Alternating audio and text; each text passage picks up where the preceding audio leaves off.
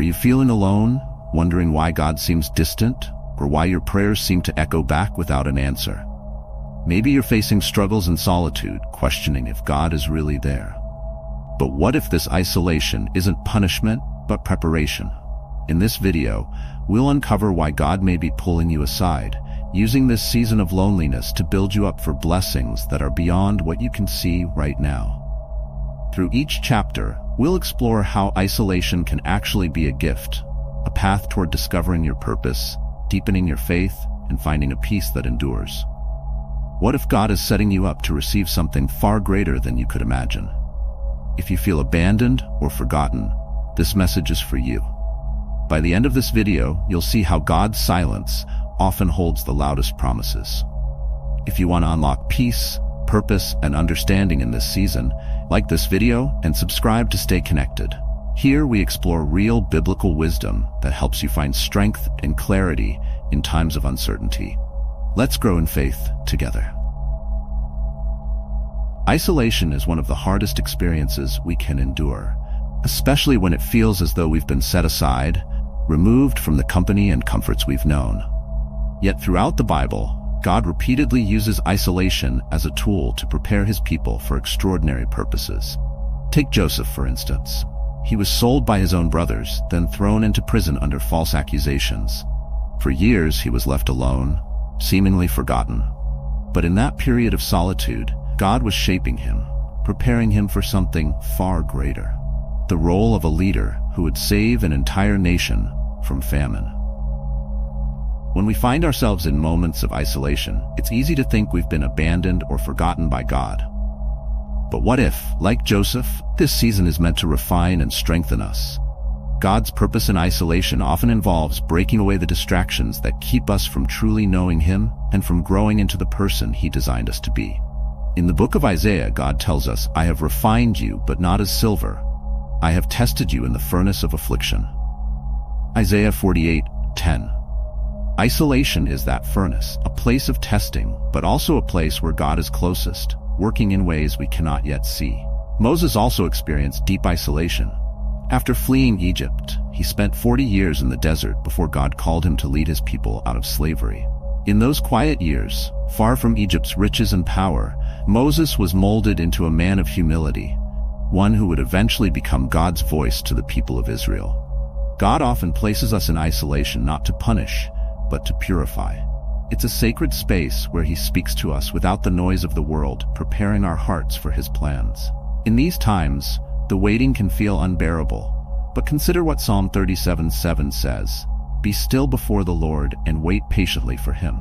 Isolation is an invitation to be still, to let God shape us without distraction, and to trust in the unseen work he is doing.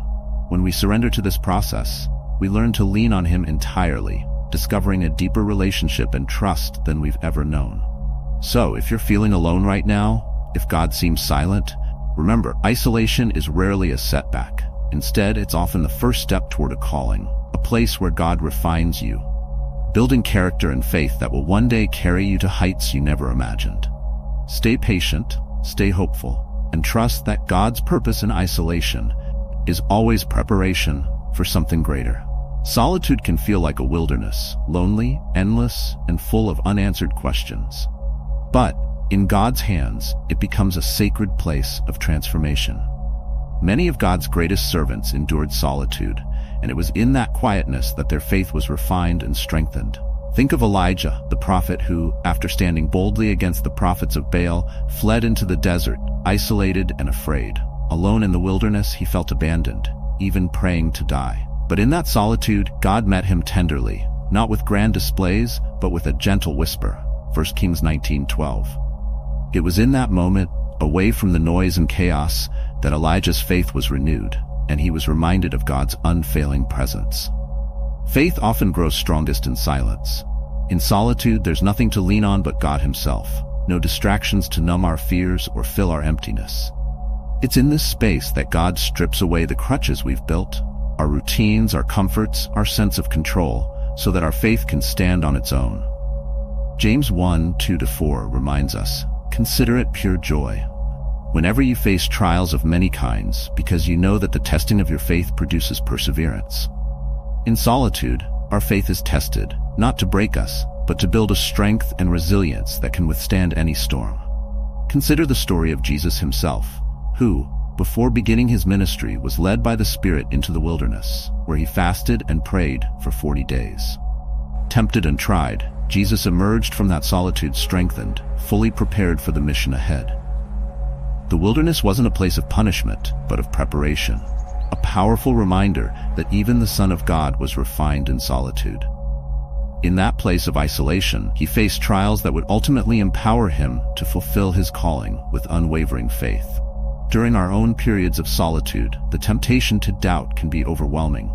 Yet solitude is where our faith is purified, like gold in a refiner's fire, allowing impurities to rise to the surface so they can be removed.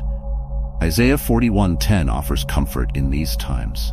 So do not fear, for I am with you. Do not be dismayed, for I am your God. I will strengthen you and help you. I will uphold you with my righteous right hand.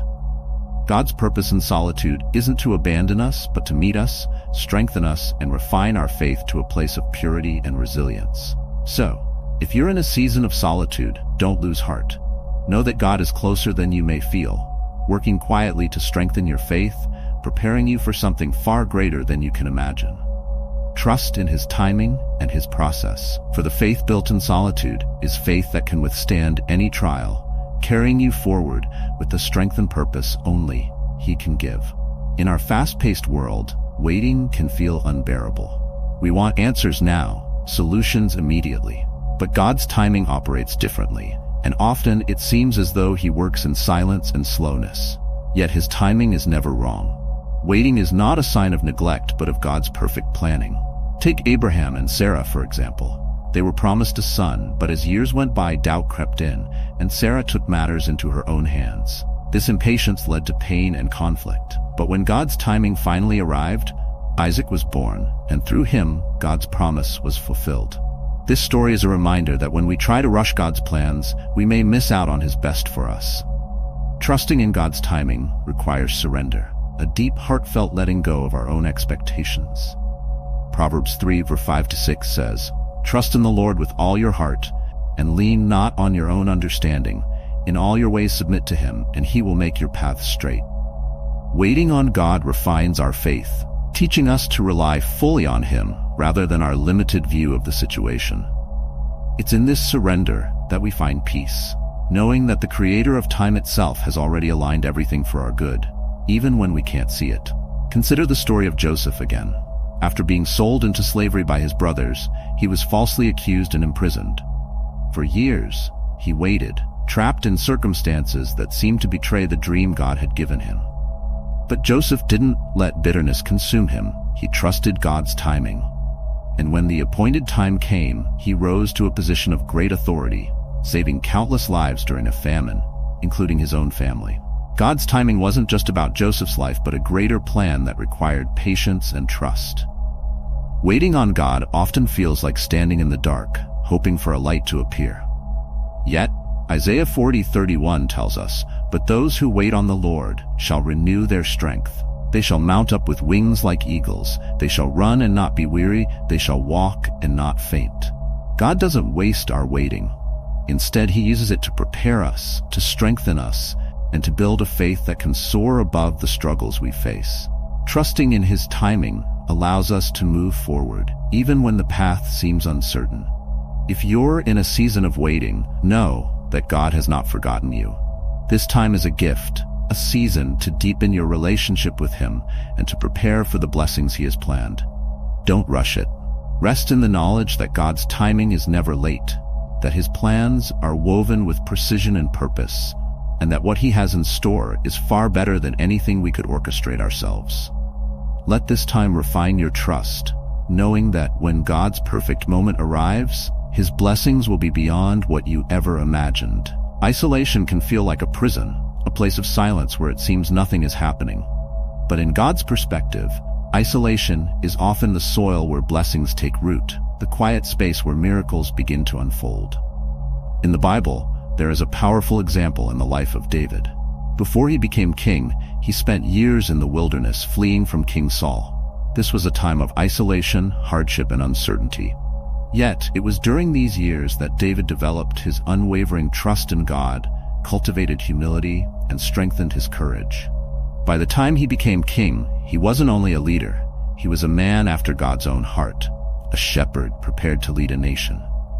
God often uses isolation to deepen our relationship with him. In these quiet spaces free from the distractions of life, we're able to hear his voice more clearly, to understand his will for our lives, and to learn that his presence is our greatest treasure. In Jeremiah 29:11, God reminds us, "For I know the plans I have for you, plans to prosper you and not to harm you, plans to give you hope and a future." Though it's difficult, isolation is not a place of abandonment, but a period where God is actively working to align us with his perfect plans and purposes, far beyond what we could see. One of the most beautiful stories of blessing through isolation is that of Ruth. After the loss of her husband, she chose to stay with her mother-in-law, Naomi, leaving her homeland behind. Ruth was isolated in a foreign land, with no guarantee of safety or provision. Yet in that place of solitude, God positioned her for a blessing she couldn't have imagined. Ruth became part of the lineage of Jesus Christ, a direct ancestor of the Messiah. God took what looked like a life stripped of hope and transformed it into a story of redemption and legacy. This shows us that even when we feel completely alone, God is planting blessings beyond what we can see. Isolation also prepares us to receive blessings with a grateful and humble heart. When we've walked through seasons of loneliness and struggle, we gain a deeper appreciation for the good things God brings. It's in isolation that our character is shaped, our patience is strengthened, and our faith is purified. Psalm 30 verse 5 says, "Weeping may stay for the night, but rejoicing comes in the morning." When we endure the night of isolation, we become people who recognize and cherish the morning's joy, understanding that every blessing has come from the hand of God. So, if you're in a season where you feel isolated, remember that God sees beyond the current struggle. He's using this time to prepare you for blessings that may be far greater than you can imagine. Trust that God is not finished with your story. He's writing a new chapter, one filled with purpose and abundance. Isolation is often just the beginning of a blessing that will make you look back and see that in every silent moment, God was leading you towards something beautiful. Hold on, and know that blessings beyond the isolation are coming. Uncertainty can be overwhelming. When life feels like it's slipping out of our control, peace seems like a distant dream. But the Bible tells us that true peace doesn't come from certainty or control. It comes from trust in God. Jesus himself, on the night before his crucifixion, faced unimaginable uncertainty. Knowing the suffering that awaited him, he prayed in the Garden of Gethsemane, sweating drops of blood. Yet, in that moment of anguish, he surrendered fully to God's will, saying, "Not my will, but yours be done." Luke 22:42. Jesus found peace not by avoiding suffering, but by trusting the Father's plan, even when the path ahead seemed dark. Embracing peace in uncertainty means releasing our grip on control and letting God's promises anchor our hearts. Proverbs 3:5-6 encourages us, "Trust in the Lord with all your heart, and lean not on your own understanding. In all your ways submit to him, and he will make your path straight." This isn't easy, especially when fear and doubt try to consume us. But God calls us to place our confidence in him, to trust that he is already working in ways we can't see.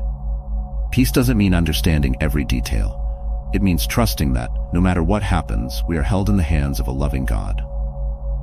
One powerful story of peace amidst uncertainty is found in the life of Paul. When he was imprisoned, with no certainty about his future, he wrote words of deep peace and hope. "Do not be anxious about anything, but in every situation, by prayer and petition, with thanksgiving, present your requests to God. And the peace of God, which transcends all understanding, will guard your hearts and your minds in Christ Jesus." Philippians 4:6-7. Even in chains, Paul experienced a peace that went beyond circumstances because his heart was anchored in God. It teaches us that peace isn't the absence of trials, but the presence of God's assurance in the midst of them. When we learn to embrace God's peace, even uncertainty loses its power to steal our joy. Imagine the disciples in a storm on the Sea of Galilee, terrified as waves crashed against their boat. But as soon as Jesus rose and calmed the storm, there was peace. Mark 4:39. This story is a reminder that no storm is too big for God, and His presence with us changes everything. He doesn't always stop the storm immediately, but He promises to be with us through it. His peace gives us the strength to stand firm, knowing that He is always in control. If you are facing uncertainty right now, let God's peace be your anchor. Shift your focus from what you cannot control to the one who holds all things together. Isaiah 26:3 says, "You will keep in perfect peace those whose minds are steadfast because they trust in you." Allow this promise to fill you with calmness and courage. Embracing peace means trusting that, even in the unknown, God's love surrounds you, His wisdom guides you, and His power sustains you. In moments of isolation, remember that God is crafting your story and preparing you for His blessings. Trust in His timing and embrace the peace that comes from knowing He is always with you. Thank you for watching. If you found this message encouraging, please like, subscribe to our channel, and check out our next video for more inspiration.